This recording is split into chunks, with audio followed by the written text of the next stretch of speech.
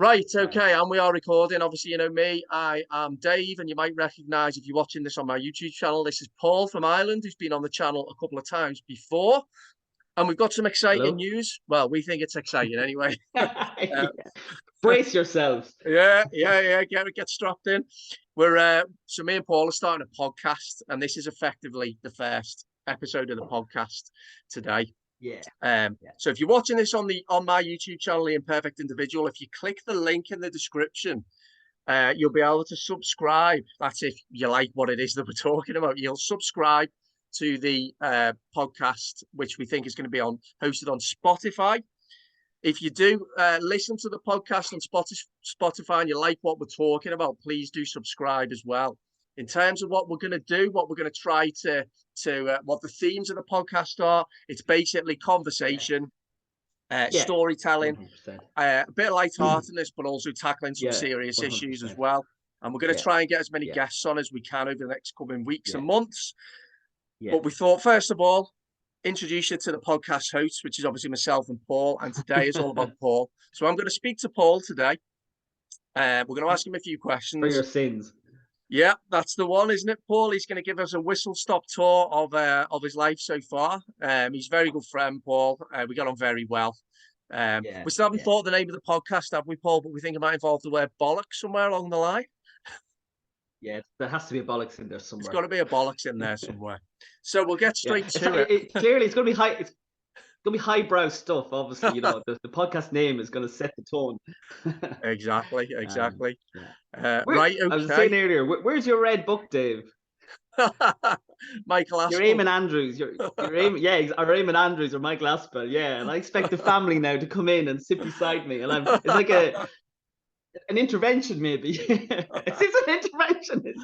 I've got the red book right here, Paul. Yeah. Is that the communist red book? Or well, I don't know about that. That's one red book I haven't got. I got no place for. Okay, right. Whistle-stop tour then. So Paul, we're just going to talk to Paul, get to know him. Some of you will already seen him before from his appearances on my YouTube channel. So, okay, Paul, what on earth are we doing here today? I don't know what we're doing here, so go on. You take it away. I don't know, but sometimes, I hate to use the word authentic. That's a word that's thrown out there now.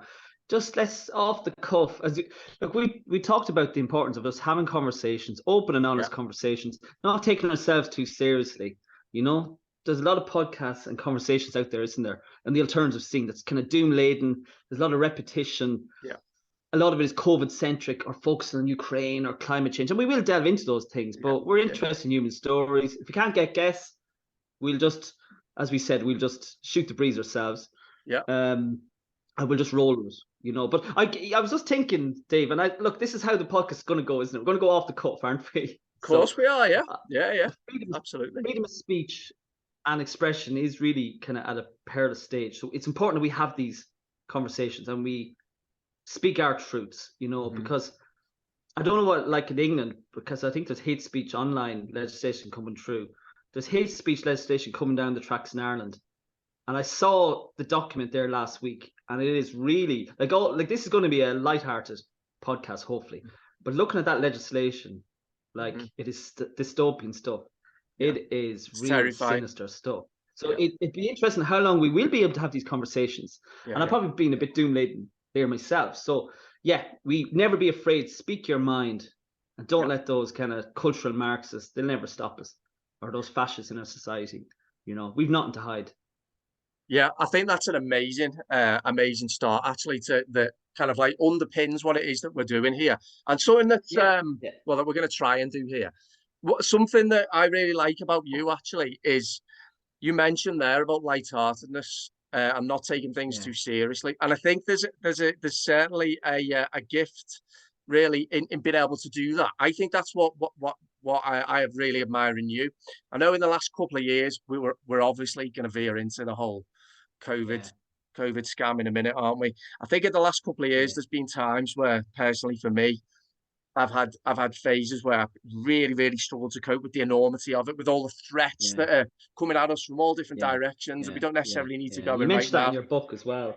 Yeah, with the propaganda and with the doom, but also not from the, you know, from the mainstream media and the deep state and establishment kind of laden propaganda, but also from, you know, what's termed the truther community and the awakened community. And there's really a need, I think, to be able to inject some kind of levity into conversation, into proceedings as we go forward. Now, I think that's what you're very, very good at. And I just wanted to find out more about that, really, Paul, how you appear to me to be able to have a nice equilibrium at the moment where you can see the darkness in the world, but also that's not letting you see you know, the light and the good in the world as well. And that's so important, isn't it? I have to, though. I have to have that equilibrium. I have to have that balance, because I've got 4 children under 7 looking at me every day. And of course, I'm a stay-at-home father. So in many ways, it's a blessing that I don't get too sucked into the fear porn. And it works both sides, the fear porn, doesn't it? We talked about the alternative scene and the constant kind of being in that constant hyper arousal state of impending doom. Something awful is going to happen. Something awful is going to, that what if hypothetical thinking. And that's not the sense that I'm a realist as well. I know there's a lot of danger out there and serious issues, but I have to then go back to my life, the here and the now, not to ruminate on the past, not to focus too much on the future, the what ifs. It's literally focusing in the moment. I know that sounds very wishy-washy, but it's true. I'm blessed. I'm a stay-at-home father to 4 beautiful kids. So they bring me back down to earth, you know, where funny enough, I was only thinking one of the days where I was kind of sitting in the kitchen and the kids were running down the hall and they were just playing a game where they were nearly doing little somersaults, and it kind of just got me thinking of, you know, here's me. I was kind of looking at Telegram and something in America about vaccines, and I could feel myself. Then I was looking at the kids and I was thinking, no, that's what I need to focus on.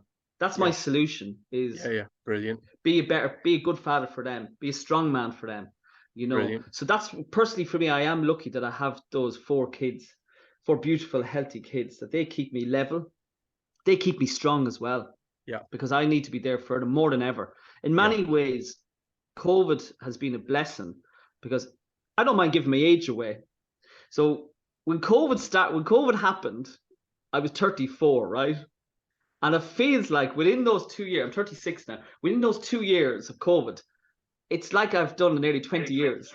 I've aged, but I think I've aged okay in terms of just a lot of maybe my views on life and on family and on society and on observations about society have been really concrete and cemented in those 2 years, that I feel mentally, psychologically strong, you know, and I need to be there for my kids. I need to be strong for my kids.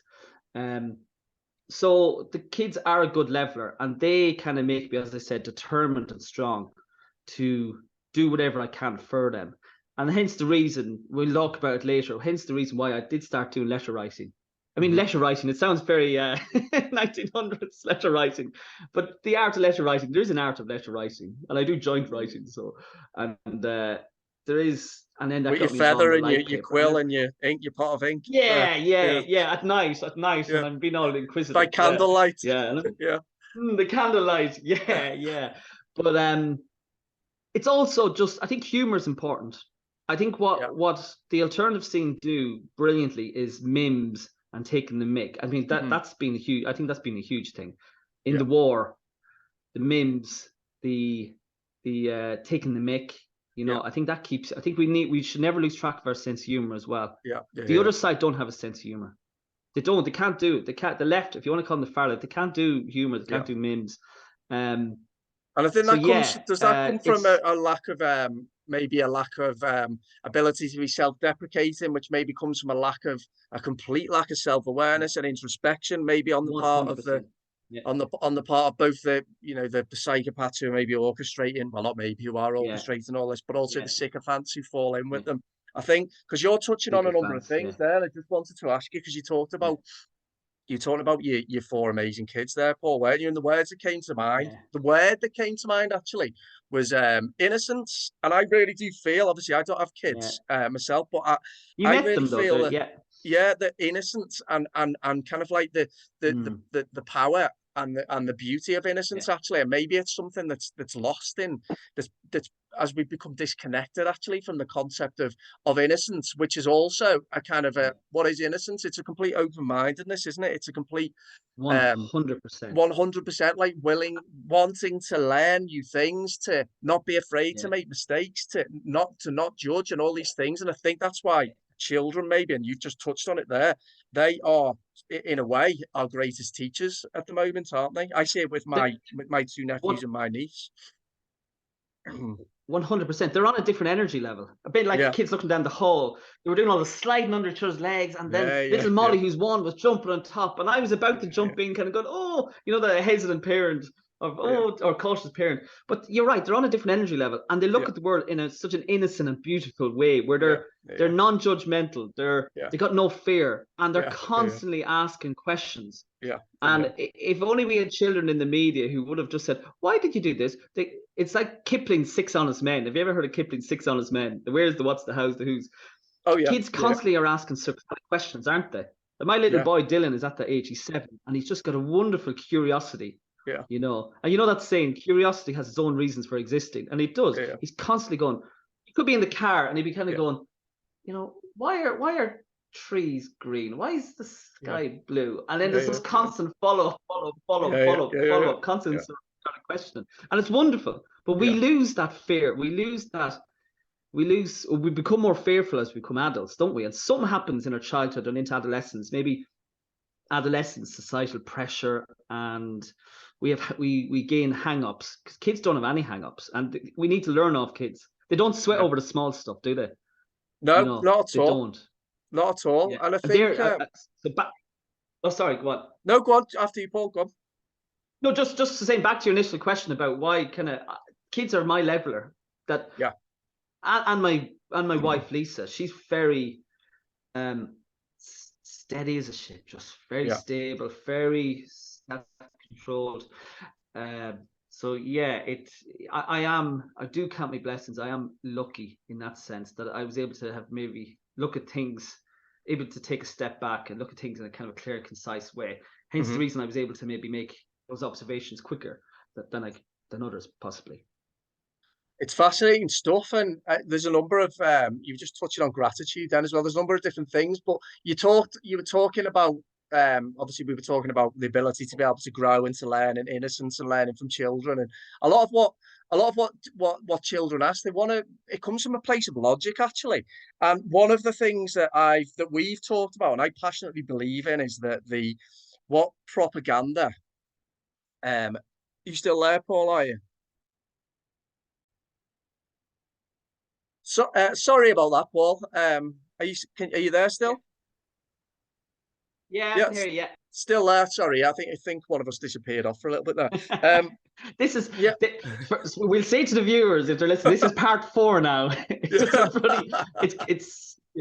It's all okay. Again, we're not getting we don't have fancy microphones here. No, nothing like that. This is rough and ready. So I was talking then about logic, and about how a lot of the questions children ask are often grounded in logic. Now, what I've noticed in the last few years, particularly since February, March 2020, when the COVID propaganda was ramped up, is the logic was more or less entirely removed from society. Now, then a question comes: what disappears first, logic or morality, when tyranny strikes, when totalitarian washes up on our shores? What goes first with the citizens? Is it logic or is it morality? Now, for me, I think logic. I think the way that propaganda works, and it's a mass formation psychosis or a psychic epidemic, and menticide, whatever you want to call it, it appears to remove people's ability to ask questions aligned with the most basic of logic. And I think then what happens is that the ability the moral compass then somehow becomes recalibrated, and both of those two together, a society that loses its logic and its morality is one that is on the path to destruction. Now, thank God, some level of logic has returned and some level of morality has returned, but going back to not enough, but it has slowly. Going back to February, March. The main weapon. Sorry, Dick. The main weapon we have at our disposal is logic and rationality. You know, that's the main weapon we have at our disposal too. nail things down is to look at things in a rational, logical way. Like, Yeah. I have a background in mental health, Mhm. you know, and if someone has a negative, just it sounds very wishy-washy, but a negative automatic thought about themselves, saying, "Well, I'm an awful person." I say, Mhm. well, what do you mean by that? You know, Yeah. what does that mean? Like, what's the evidence for that? Let's nail it down. Let's use logic and rationality about that statement, and you nail it down. But we've just accepted narratives. We've Mhm. accepted they're false narratives. We've accepted what the media say without any form of rational thought or Mhm. logic or nailing Mhm. it down. Or again, that's Socratic questioning. So we're at a perilous stage, aren't we? Mhm. Where Mhm. I think you said it before, where complex issues are resorted to black and white, all or nothing thinking. Yeah. Yeah. Yeah. You know, Yeah. Absolutely. Brexit bad, in the EU good, Trump bad, Yeah. Biden good. That's what we're dealing with. Ukraine good, Russia bad. Yeah. That's the level of debate we have now. Yeah.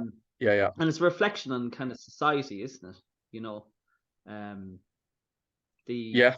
the lack of conversation. And I was thinking as well, you know, we're having a conversation here. The people who snigger and laugh at us and call us conspiracy theorists, fairy, you don't Yeah. really, and I'm just thinking from an Irish context, there's loads of different various of these sycophants, these far left fascists.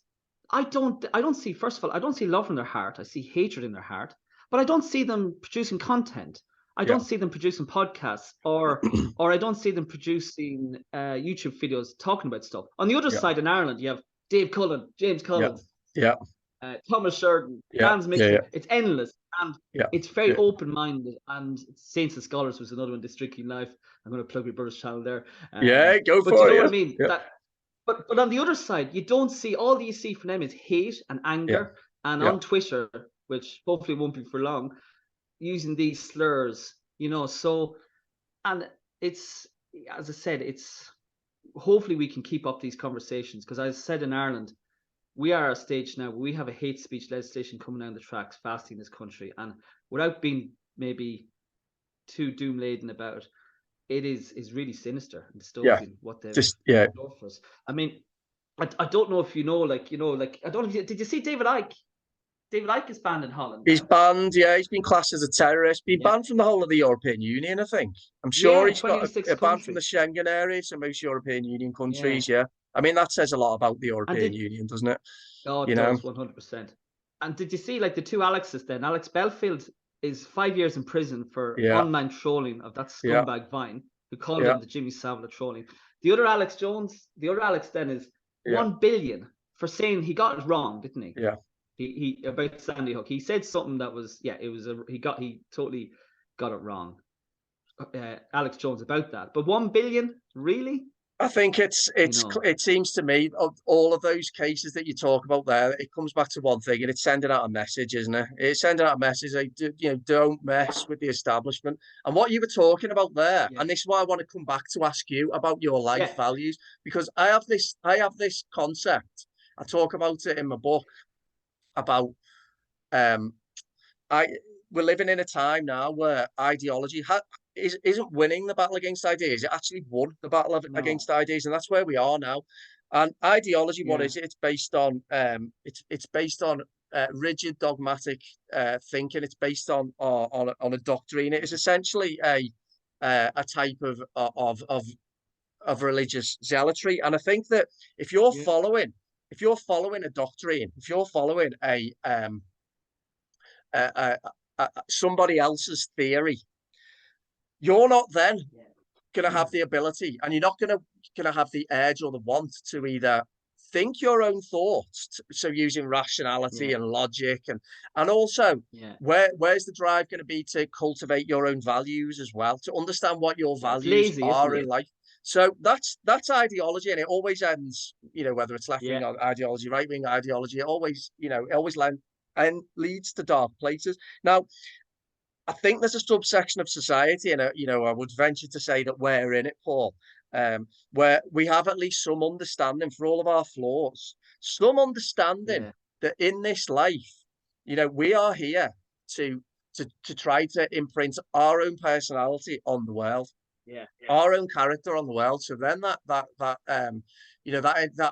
involves a degree of introspection to identify, well, who am I? What is it I stand for? And how can I positively, imprint my, make it an imprint in this world? And it comes down to, I think, to life values. Now, this is why I wanted to talk about your experience as well, particularly maybe early life, about how did you identify what your life values are, which enabled you, I think, to be able to see through right at the start, February, March 2020, what it was that was happening. So just wanted to, what are your values in life, Paul, and what was it that enabled you to be able to see it? I kind of have to go back to I mean, in many of us, it is a case of reflecting and introspection regarding why did some of us smell the rat when it came to February, March than others. And it is in the sense of I'm wonderful and I've just got great observation skills. Then when I reflect back, it made a lot of sense, but I had to think back. And I do have to think nearly to the very beginning of my upbringing. Grew up in rural Ireland.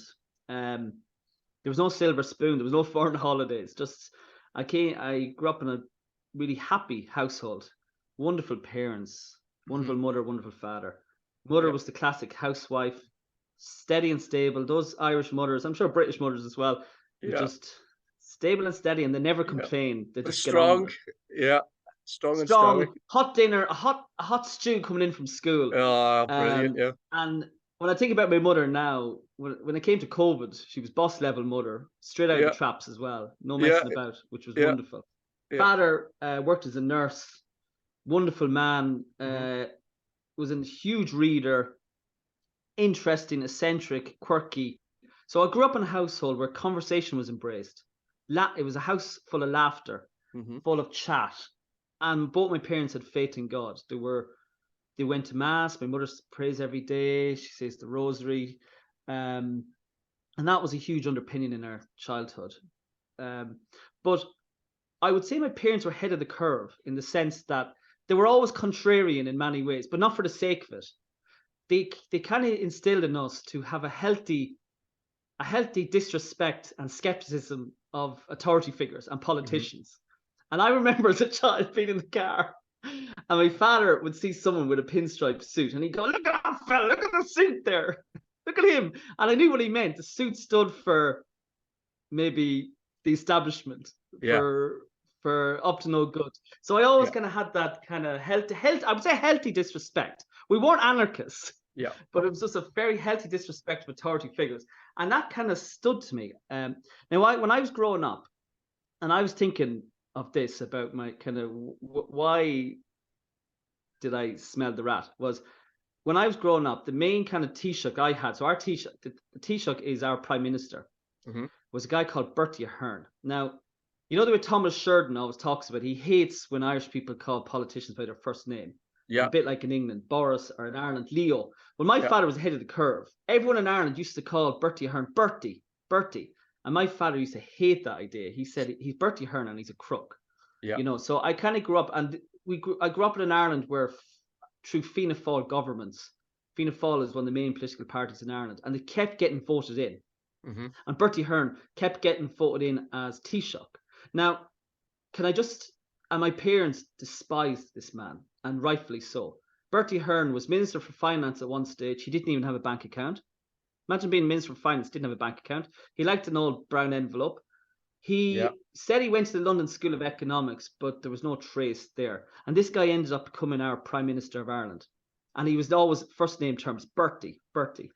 The only way I can describe his political party, Fianna Fáil, is they would make the Sicilian mafia blush with some of the dodgy dealings they've got up to. It's like they're a large crime syndicate in Western Europe, Fianna Fáil. Anyway, so I kind of grew up with those kind of, where outside of the house, if Bertie Ahern came to my local town, he would be embraced. But within our house, we knew what they were up to. So again, my parents were always ahead of the curve. And this for me this was good innings. I suppose I didn't lick it off the floor.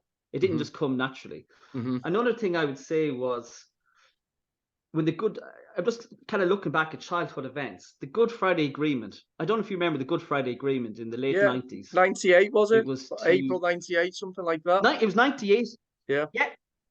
It was 98, Dave. And yes, of course, it was to restore peace in Northern Ireland. But there was a few little things in the agreement that my parents didn't agree with. Look, the way I look at the Good Friday Agreement, both sides knew they weren't going to beat each other. The IRA knew that they weren't going to drive the British out through physical force, and the British Army and the establishment knew they weren't going to beat the IRA either. So it came to a stalemate. And I think both sides were both just war tired. Anyway, the Good Friday Agreement came along. 95% of people in the Republic of Ireland voted for the Good Friday Agreement, and I think in the North it was 70%. My parents were that 5% who voted against it. Now, people would have been shouting at them, going, "Do you not want peace in Northern Ireland?" Of course they wanted peace in Northern Ireland, but they looked at it because they were constitutionalists, and they saw the importance of the Irish Constitution. There was 2 articles that they were taken out because of the Good Friday Agreement. We were going to be getting rid of 2 articles, Article 2 and Article 3 of our Constitution, the Irish Constitution, which was we gave up ownership of our territory of the island of Ireland. So we gave up 2 articles, you know. And my parents saw that, again, forward thinking. They were thinking to themselves, once we start chipping away at our Constitution, it's going to be never ending. Yeah. So it was significant, wasn't it? Their concerns were significant, significant, weren't they? Yeah. Yeah. There was concern, and actually, in fact, it was prophetic because they were right. I mean, because the Nice Treaty and our Constitution goes back to 1937, and it was the leaders of 1916 and the War of Independence that got us this very, very strong Constitution. And again, just like that, over a vote, two articles were going to be got rid of. And my parents said, yeah, once you start chipping away, and they were right, the Nice Treaty, the Lisbon Treaty chipped away at our Constitution. We had a children's referendum that chipped away at our Constitution. And just when I'm talking about our Constitution, and I should never be forgotten, Gemma Doherty and the great Gemma Doherty and the great John Waters, April 2020, they went to the High Courts in Dublin, April 2020, and said that lockdowns are unconstitutional. Based on our Constitution, there should be a freedom of travel within the country. You should not be stopping people because the 5K rule was in. And again, because of years of chipping away at our Constitution, they didn't.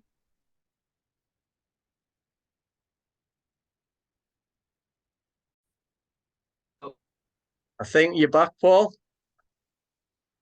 Yeah.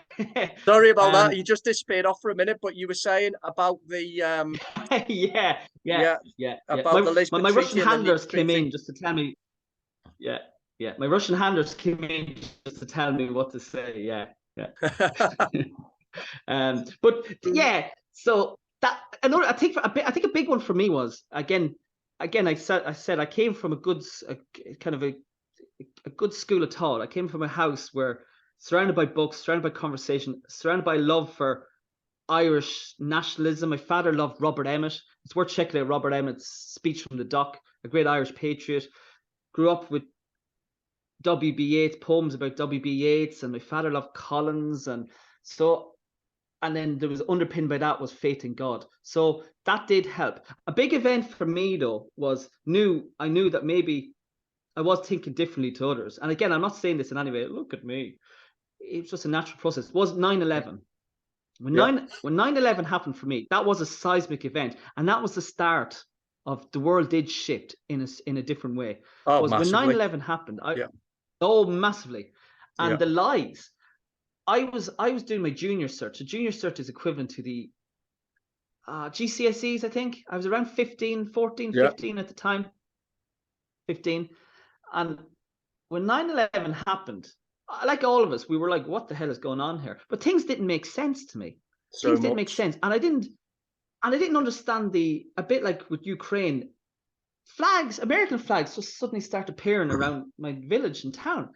And I was thinking to myself, like the Americans, think of all the Vietnamese the Americans murdered and Hiroshima and Nagasaki, and as bad as it was. And I was thinking to myself, the same amount of people that died in 9/11 died in the Troubles in North of Ireland, but I don't remember this kind of mourning, and there was memorial masses. So I went to school, CBS Mullingar, Christian Brothers School, and this is very Irish. What separates the girls' school, the all-girls school, the convent school, and the boys' school is a canal, right? And at the bottom of the canal, or at the side of the canal, is where the bishop lives. So we've no chance to meet the girls. The bishop and me lives there. Anyway, there was a memorial mass after 9/11 in the cathedral in Mullingar, and the vice principal Richie Donahue, I don't mind mentioning names because if there's anyone listening to knows me, Richie Donahue, he's a bit of a character. I mean, they don't make teachers that anymore. He's a bit rough and ready, but he said was like teachers aren't like that anymore. Anyway, he said, "Come on, lads, the memorial mass. We have to go for 9/11." And I was like, "What? I'm not going." And he was like shocked. It's a bit like with Ukraine. If you have a different viewpoint, and he was like, "What?" He said, "I'm not going. I'm not doing." I said, "I don't know why. I feel again. It was an intuition, an instinct, and maybe it goes back to that sixth sense telling me this is not right. I'm not just going to go with it for the sake of it." And he said, "I'll ring home then." I said, "Ring home. They'll agree with me." And said, "Why aren't we?" There was a natural disaster a few weeks before 9/11. I can't remember where it was. It could have been Bangladesh. It could have been typhoon or something. Thousands of people died. Why didn't we have memorial mass for them? It was selective. And then little things like that as I was growing up, like I know these are obvious things, but oh wait, actually there, I remember that actually, that when 9/11 happened, do you remember this? Do you remember George Bush said at 9/11, in the ruins of 9/11, that whoever did this would hear from us very soon? You know, and I remembered half jokingly saying to my father, "So does that mean he's going to Saudi Arabia then?" And my father went, "Yeah. We know where he's going. We all know he's going. It's not Saudi Arabia, you know." But when you think of the biggest lie for me, when I knew something was not right in the world, was David Kelly, Dr. David Kelly, said that the dossier for weapons of mass destruction was sexed up. Remember he said that they were basically lying to say that there was weapons of mass destruction, and that scumbag, Alistair Campbell and Blair, that dictator Blair, basically kind of publicly outed him. And the poor man, well, it was suspicious circumstance, died. And that for me was very telling, that the media and the political establishment were gung-ho on going after Saddam Hussein, regardless if there was weapons of mass destruction. And there was no weapons of mass destruction.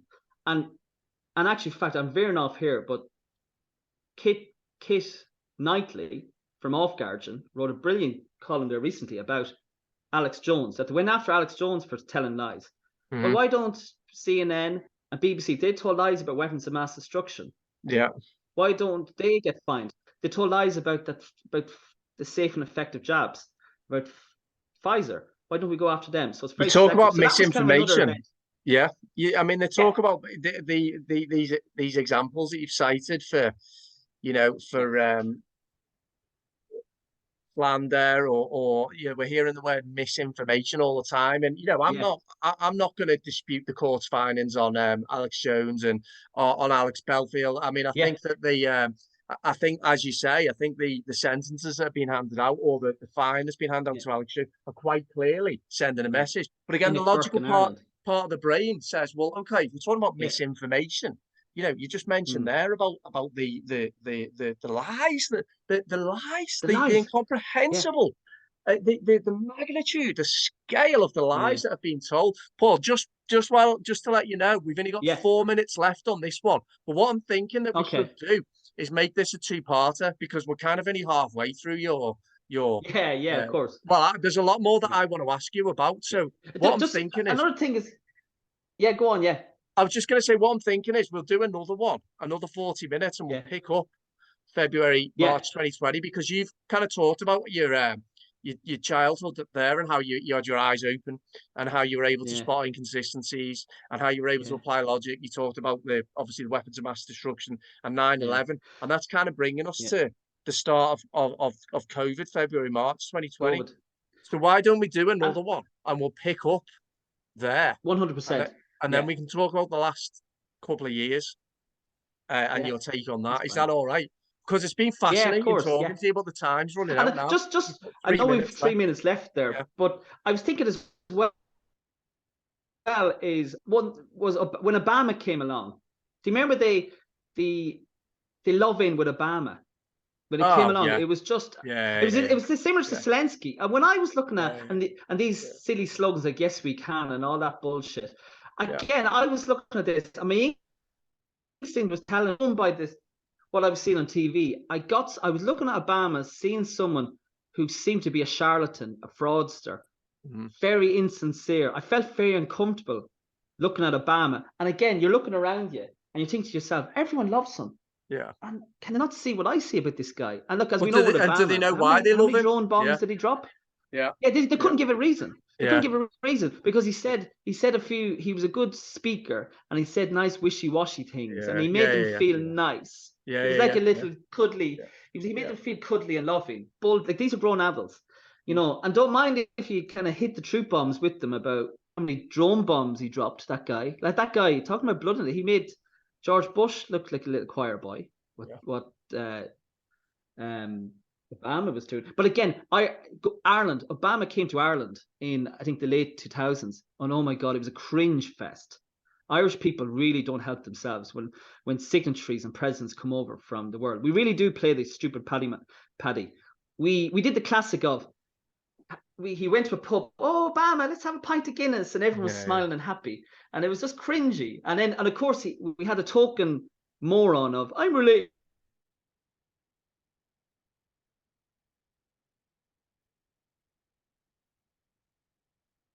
I think we've just lost Paul again.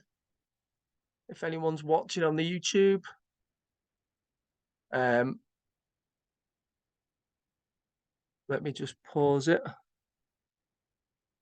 Sorry. Okay, what we're going to do is, whether you're watching on YouTube or listening to the podcast, I think we've just lost Paul, but we've only got 1 minute to go anyway. So what we're going to do is we will pick this up again as a two-parter. So I'll speak to Paul again and find out the rest of his story. He's got a lot more interesting things left to tell us. So that's what we'll do. So I've got 1 minute left here now. I hope you've enjoyed this.